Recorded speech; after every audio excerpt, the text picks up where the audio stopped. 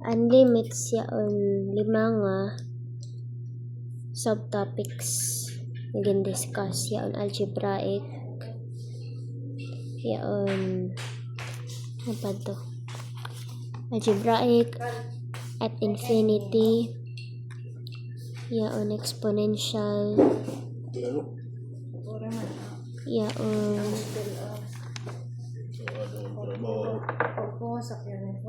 logarithmic, tapos trigonometric.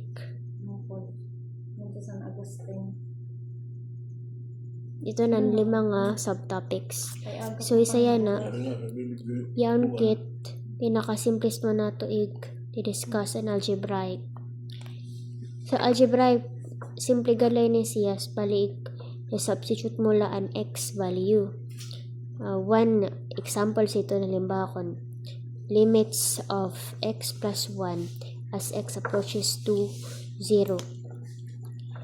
Anihin mo muna sa ito, direct substitution an 0 sa x para mahanap mo ang limit sini nga function. So mangyari an x ta kay 0, diba? An x 0. So ini magiging 0 plus 1. 0 plus 1, 1. Meaning ang limit sini x plus 1 kung mag-approach an x sa 0 is 1. Another example, halimbawa more complex nga problem. Kung halimbawa tagan kam sini limits of x cubed minus 2x squared minus 1 is all over 5 minus 3x as x approaches to negative 2. Nga di i-direct substitution mo la ini siya negative 2 sa mga x's nga di sa mga x. Sa mangyayari ini nga negative 2 substitute tala didi sa mga x. So ina negative 2, diba? Negative 2 kopya a 3, negative 2 otro. Sa next, diba? Negative 2, so negative 2 lagi half. Tapos raised to 2 minus 1 all over 5 minus 3 tas ang x is negative 2. Yan adi na, diba? Evaluate ta, adi mo na fokusan. Ini nga negative 2 raised to 3. Kung samukan pa kam kung paano pag manual nga pag-calculate. Kung halimbawa diri magpa sa cycle si sir. Para ma-answer nito niya negative 2 tas 3. Apag calcu is ibig sabihin ang negative 2 din times siya by itself 3 times. So negative 2 times negative 2 times negative 2. So pera kay diba kay since odd number and negative, since kay tulo 3, diba? 1, 2, 3 and negative odd number. So negative siya. Kay kung di pa kang familiar, kung may itong trick para diri na ka mag-iniha. Kung halimbawa negative x raised to 5, negative x raised to 15. Kung mga odd number and exponent, permiton sira negative lagi hapon. Kung halimbawa negative x raised to 100, ini siya magiging positive iton siya kay even an exponent. For example, negative 2 raised to 150.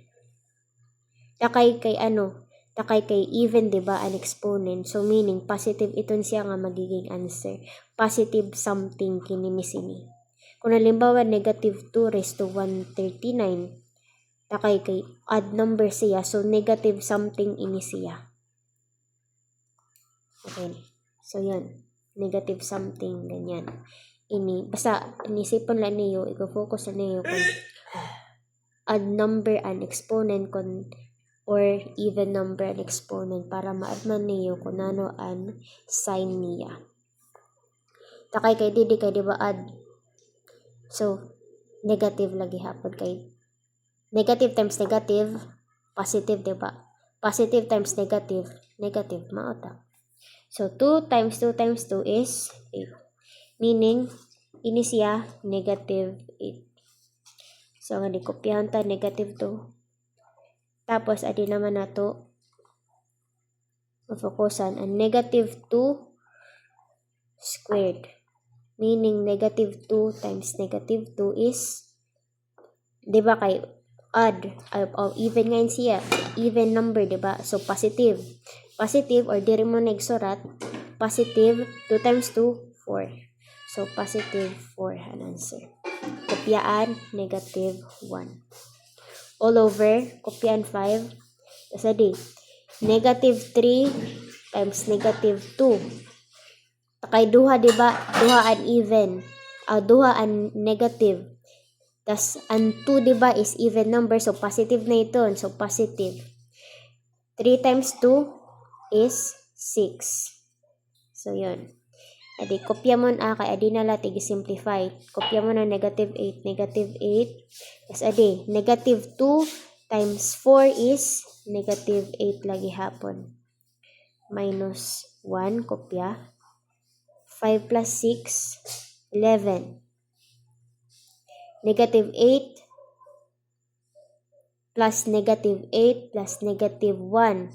So, magiging 16 plus 1, 17 over 11. Or 17 over 11. Meaning, ang limit sini nga function is minus 17 over 11.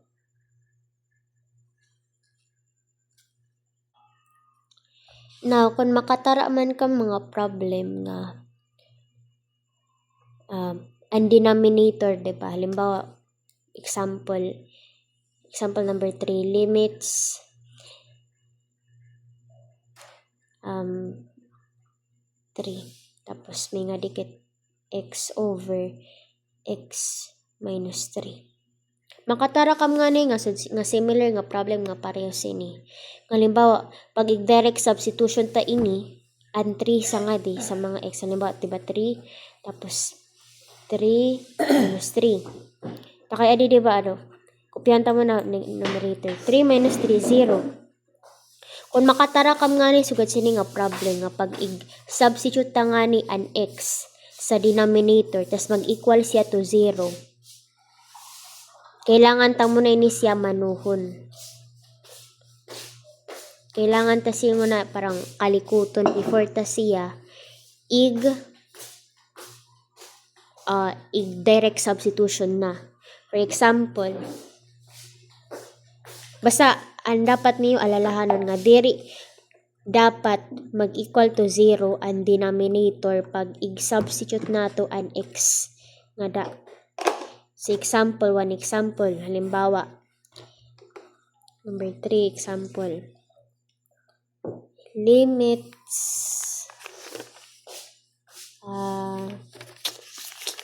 ano ba? Ang suro simple. X minus 3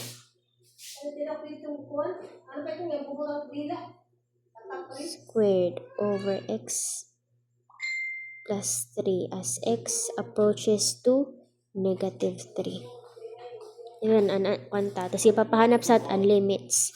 Takay halimbawa, diba, kung direct substitution ta ang negative 3, diba?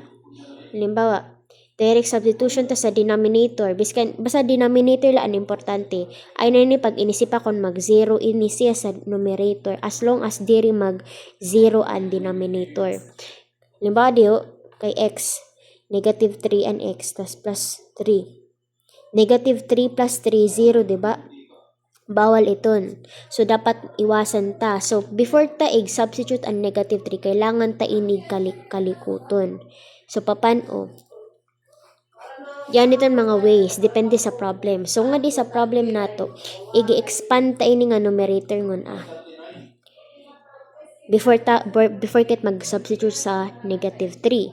So limits x negative 3 adi igi-expand ta. So paano ta igi-expand yaon ket ini nga x minus 3 squared, meaning duwa ini nga x minus 3. So all over x plus 3. Yan na. Ade na, diba? X minus 3. Tas,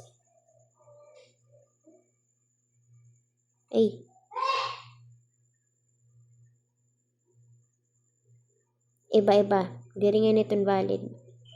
Positive ini iba. X plus 3 ni. X plus 3. Huh? Minus ini minus. Sorry. Bangag lang. And x minus 3 na, x minus 3, tas adi x plus 3. So, pareho ta. An x, positive 3, is ang denominator x minus 3. So, yan na, makakancel na kit. At makakancel ini. Sa'yo nga x minus 3, tas sa'yo nga x minus 3. Sa numerator, tapos sa denominator. Ang may hibilin sa ato, ini na lang nga x minus 3 sa igbaw. Tas kung wala na diba sa denominator, automatic 1 na lang itong siya, or limits as x approaches negative 3, x minus 3. So yan na, makaka-substitute na kit. Directly substitute an x sa function. Kay diri naman diba magiging 0. So x minus 3 plus x minus 3 magiging negative 6. Okay.